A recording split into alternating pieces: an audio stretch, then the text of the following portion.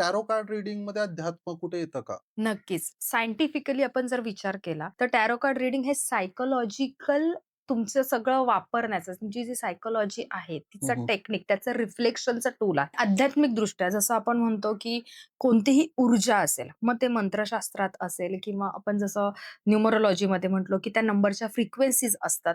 त्याचनुसार टॅरो कार्डनुसार त्या एनर्जीज, त्या ऊर्जेवरती हे चालतं. त्यामुळे आध्यात्मिकदृष्ट्याही याच्यामध्ये एनर्जीचा खेळ नक्कीच आहे. पण मग हे जात, धर्म, पंथ यावर रिस्ट्रिक्टेड आहे, की हे कुठल्याही रिलिजन मधला व्यक्ती येऊन ते फॉलो करू शकतो? कुठल्याही रिलिजन मधला व्यक्ती हे फॉलो करू शकतो. याच्यात असं काही नाहीये, की ह्याच जातीचे किंवा ह्याच पंथाचे लोकं टॅरो कार्ड रीडिंग करू हं. शकतात. नाही.